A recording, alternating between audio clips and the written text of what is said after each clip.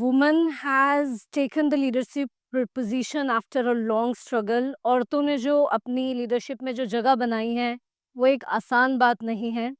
सैकड़ों साल का ऑपरेशन औरतों के लिए इस मुकाम पे पहुंचने के लिए लगा है।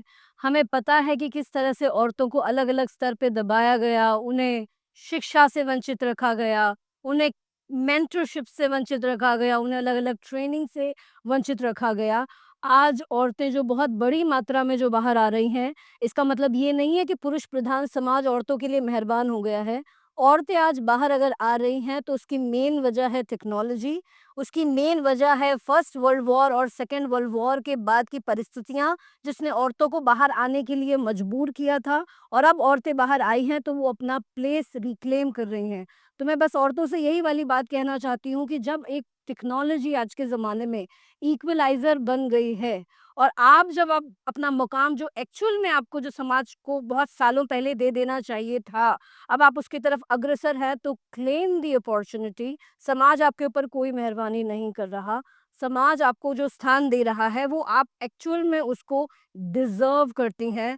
तो जस्ट ओन द क्राउन। जो समाज ने जो आपको जो स्थान दिया है उसको ओन करिए। You are the born leader. आपको किसी की वैलिडेशन की ज़रूरत नहीं है, किसी के समर्थन की ज़रूरत नहीं है। आप अपने आप में शक्ति हैं, शक्ति का स्वरूप हैं।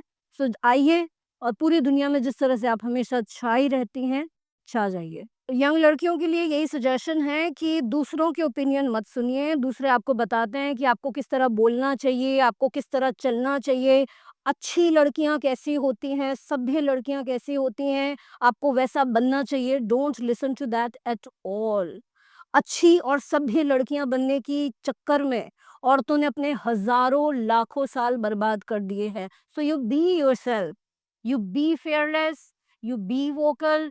जो आपको ठीक लगता है बोलिए, अपनी आवाज़ को मत दबाइए। समाज अपने ओपिनियन को अपने आप एडजस्ट करता रहेगा।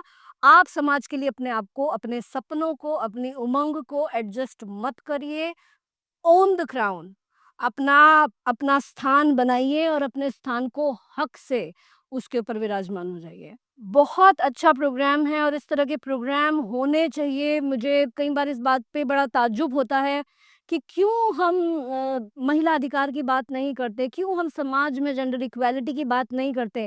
अभी भी इतनी बड़ी जेंडर इनइक्वालिटी है, अभी भी औरतों को हर एक कदम पे अपने अधिकार के लिए संघर्ष करना पड़ता है, but we never speak about this. हमें फेमिनिज्म एक गाली की तरह हम लोग कई बार उसको लेने लग जाते हैं। वुमन के अधिकार को हम एक क्लब की औरतों की गॉसिप किटी पार्टी का सब्जेक्ट की तरह हम लेने लग जाते हैं। This is really a shameful thing. I really want to congratulate the organisers of women leadership award programme कि उन्होंने इस डिस्कोर्स को दोबारा ये हमारे सामने लेकर आए कि हम फिर से बात करें कि औरतें किस तरह से लीडरशिप पोजीशन पाने के लिए संघर्ष करती हैं और अगर वो लीडर बन भी जाएँ, तो लीडर बने रहने के लिए उन्हें अपने आप को किस तरह हर कदम पे प्रूव करना पड़ता है, किस तरह बताना पड़ता है कि वो लीडर बन गई हैं तो किसी की मेहरबानी नहीं है, बल्कि अपने अधिकार से आई हैं। So it is a heart wrenching story. So kudos to the organizer, kudos to the all women leaders who are out there to claim their position. Thank you so much.